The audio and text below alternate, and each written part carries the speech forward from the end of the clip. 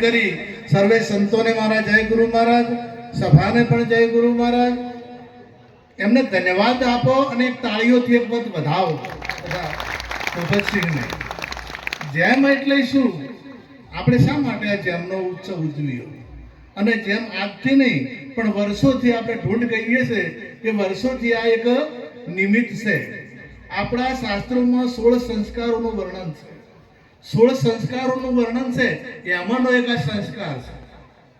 આપણે પહેલા તો બધા કપડાં લઈને આવતા, અત્યારે કપડાં લઈને આવે કોઈ પૈસા આલે. એટલે એનો કહેવાનો ભાવ એ છે કે તમે એને સંસ્કાર, એને આટલે કેવું બોલવું, કેવું ખાવું, કયો બેહારવો, કયો લઈ જાઓ, કઈ જગ્યાએ એને બેહારશો તો એના સંસ્કારો આવશે, કઈ જગ્યાએ તમે એને એમ કે શું ખવડાવશો તો શુદ્ધ વિચારો આવશે, સારા વિચારો આવશે. આપણે સીમંતનો એક સંસ્કાર હોય છે, એટલેથી સંસ્કાર ચાલુ થાય. સીમંત એટલે ખોળો ભરાવો દેશી ભાષા, એ પણ એક સંસ્કાર છે.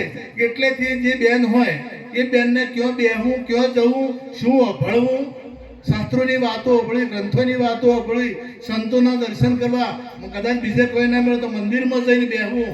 આ સંસ્કારો માટેનો આજે આપણા આજે નિયમો છે, જે અમુક રિવાજો છે, એ રિવાજો નથી. આપણને રિવાજમાં કાઢી નાખવાના નથી, એ સંસ્કારો માટે છે. હવે આ બાળકોને આપણે અત્યારથી સંસ્કાર આપીએ તો એ મોટું થાય ત્યારે સંસ્કારી. પણ પહેલેથી જ આપણે કદાચ ઘરમાં ગાલીની કોઈ જગ્યાએ સ્કૂલ નહીં હોતી તો એ નહીં શીખી જતા. કહું તમે બાવા એટલે શીલ આંખે ઉગે, એમ આ તમે જે શીખવાડવું હોય એ નથી શીખતા. જે 20 વર્ષ, તમે કેટલાય 20 વર્ષ સુધી બાળક ભણે, 25 ગણા તો 30 વર્ષ સુધી ભણે છે. એટલા ભણે, એટલા શાસ્ત્રો વચ્ચે, એટલા ગ્રંથો વચ્ચે, એમાં વેદનું આવે છે, એમાં ગ્રંથોનું ભણવાનું પણ આવે છે. એનું નહીં ઉતરતું અને પછી મોટો ઓફિસર થાય ને એટલે લોચ લેવાનું એને આવડે, એને લોચ લેવાનું આવડે, કંભોડ કરવાનું આવડે. આ કંભોડો કોણ કરે છે? ભણેલા કરે કે પણ આપણે આ ખેડૂતે ફાળીએ વાળે કોઈ દાડો કોઈ કંભોડ કર્યું? એ કદી કોઈ કંપોર્ડ ના કરે, કારણ કે જે શિક્ષણ સાથે સંસ્કારો હતા નથી. અને એ બાળકને મા બાપ મોહમાં એટલું અંધ થઈ જાય છે એટલે એને સાચું કહેતું નથી. લાડમાં અવળા ધંધો કરતો શીખી ગયો. એક બાળક હતો, મોટો છો, અને એને મોટો પુરુષ હતો, અને એને સજા થઈ. કેવી સજા થઈ? ફોસીની સજા થઈ. એટલે છેલ્લે પૂછવામાં આવે ને કે ભાઈ તારી છેલ્લી અપેક્ષા શું છે, તારી છેલ્લી ઈચ્છા શું છે? એટલે એને કીધું કે મારી માન મળવું છે. બોલાવો તાર ધન્યવાદ. અને મા વપરી છે એટલે કેટલો બધો મા સાથે પ્રેમ હશે. એટલે માને બોલાવી સામે ઊભા રાખ્યા. એટલે કે મારી માને મારે ભેટવું છે. તો કે ધન્યવાદ. એની માને એને ભેટવું છે એટલે એને ખુલ્લો કરી અને ભેટવાની અનુમતિ આપી. અનુમતિ આપીને દોડી અને વાત કરી અને નાકે બટકું ભર્યું, નાક તોડી નાખ્યું. કે તું આવી રીતે ભેટવું હતું? તારી માનું નાક કેમ તોડ્યું? પૂછું કે આ કેમ કર્યું તે? કે આ ફોસી લાવવાનું કારણ મારી માં છે. આ ફોસી આવ્યું હોય ને તો મારી માના કારણે છે. તમે જો ધૃતરાષ્ટ્રે ખબર હતી, ધૃતરાષ્ટ્રમાં મોહમાં અંધ હતા તો હોય 99 છોકરાનું પતન કરાવનાર ધૃતરાષ્ટ્ર. કેમ કે સાચું કીધું, ખબર નથી કે અવળા જાય છે, દુર્યોધન ઊંધો જાય છે, આ બધા દુશાસન અવળો છે, બધાને ખબર હતી ધૃતરાષ્ટ્રને, પણ મોહમાં અંધ હતા એટલે ઊંધું કરે તો સારું લાગતું હતું. એને અર્જુનનો જ વખ દેખાય, ધર્મરાજાનો જ વખ દેખાય, ટૂંકમાં 5 પાંડવોનો વખ દેખાય, પણ દુર્યોધનનો વખ દેખાય નહીં. એમ આપણું બાળક આવડું કરતું હોય તો આપણા બાળકની ભૂલ આપણને દેખાતી અને હોમે વાળાની ભૂલ દેખાય. આપણો છોકરો ભૂલ કરે તો આપણા છોકરાની ભૂલ ના દેખાય કે ના મારો એવો છોકરો. પણ આપણાને જો કદાચ તમારે એને શિક્ષિત બનાવવું હોય, એને સંસ્કારી બનાવવું હોય તો એને આપણી ભૂલ જોવાની, બીજાની નહીં જોવાની. પેલી માને પટકું ફરીને પૂછું કે મારી માં મને આ ફોસીના મોતરે લઈ જનાર છે, કારણ કે હું ભણવા ગયો એટલે મેં એક દાડો એક વિદ્યાર્થીના પેલા દફતરમાંથી સ્લેટ પેન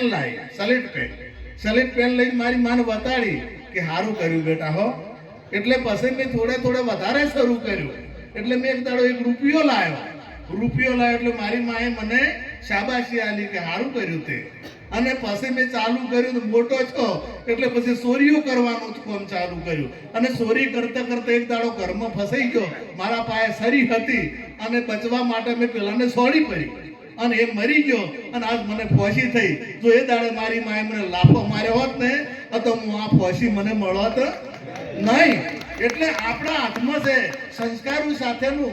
આપણે બધા કહીએ છીએ કે શિક્ષણ આપો શિક્ષણ આપો, પરંતુ શિક્ષણ સાથે સંસ્કારો નહીં હોય અથવા મોટા ભણેલા જેવા કમ્ફર્ટ બીજું કોઈ કરતા નથી. એટલે આપણા જે રિવાજો છે રિવાજો નહીં, એ સંસ્કારો માટેનું છે. આપણે જે શ્રીમંતનો રિવાજ આવે, શ્રીમંત ઘોડો ભરવાનું, તો એટલેથી એ માતાને કોઈની નિંદા ના સંભળાય. કોઈ ખોટી વાત કરતું હોય તો એટલેથી એને સંભળાય નહીં. એને એટલેથી ખરાબ ખવરાય નહીં, એટલેથી એને ખરાબ જગ્યાએ જવરાય નહીં. એટલેથી શરૂઆત થાય છે અને એટલેથી સંતોની વાતો પડવી પડે, સારા ગ્રંથોની વાતો પડવી પડે. અને એ હોય એ સંસ્કારો બાળકમાં આવે ને આવે. તમે જો એક ટૂંકી વાત કરીને પૂરું કરું. અરણાક્ષિપુ, તો અરણાક્ષિપુના ઘેર પ્રહલાદનો જન્મ થયો. હવે અરણાક્ષિપુ તો રાક્ષસ હતો, તો રાક્ષસના ઘેર જન્મ ભક્તનો મહાન ભક્તનો પ્રહલાદનો જન્મ થયો. રાક્ષસના ઘેર આવો ભક્ત પાકે એટલે જેવી તેવી બાબત કહેવાય નહીં.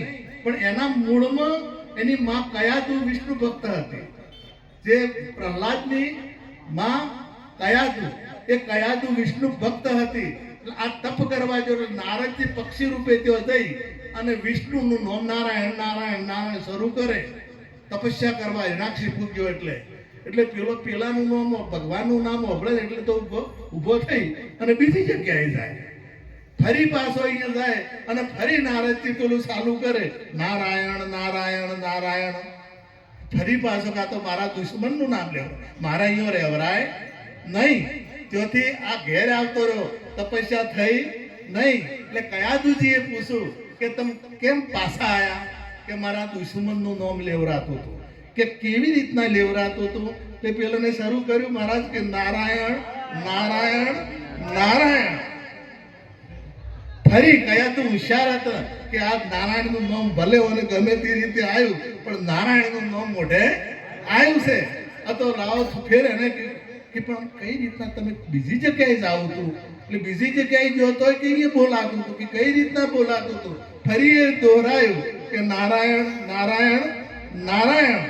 અને 108 વખત બોલાયું, 108 વખત બોલાયું અને 108 વખત બોલાયું. અને એ દિવસે પ્રહલાદજીનો ગર્ભ ધારણ થયો અને 108 વખત પ્રહલાદજીનો નારાયણનું નામ લીધું હતું. તો પ્રહલાદ મહાન ભક્ત થયા. એક વિચાર કરો કે એ પવિત્ર રાક્ષસ હતો, પણ એ દિવસે પરમાત્માનું નામ આવ્યું અને કયાતું તો પવિત્ર હતા જ. કયાતું પવિત્ર હતા એટલે મહાન ભક્ત પ્રહલાદનું એ પ્રાગટ્ય થયું. અને પ્રહલાદ અને હોમે જો કદાચ વિરોધી હોય ના લાગે. પાછું એક ટૂંકી જ વાત એમાં પ્રહલાદજીની જ્યારે ભણવા મેલ્યા એટલે ચંડામરક 2 ઋષિઓ હતા. એ બેને ખબર રાખવા મૂક્યા કે અરે ભગવાનનું નામ લે નહીં, નારાયણનું નામ લે નહીં.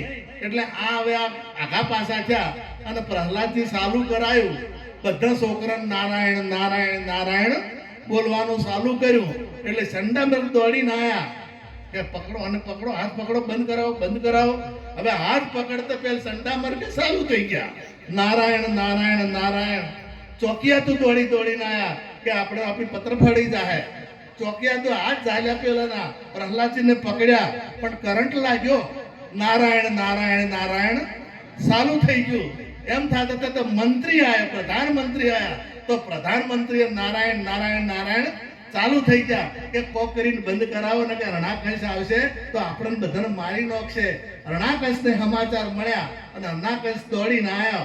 રણાકંશ આવ્યો, એને હાથ ચાલ્યો, પણ એને કનેક્શન લાગ્યું, પેલા બધાને લાગ્યું, પણ એને આ રોમનું નારાયણના નામનું કનેક્શન લાગ્યું. એટલે એ વૃત્તિ ના હોય એને કોઈ દાડો કનેક્શન લાગશે નહીં. અને બીજાને અડશે આટલું કઈ મારી વાળને વિરામ આપું. સદગુરુ કૃષ્ણ કનૈયા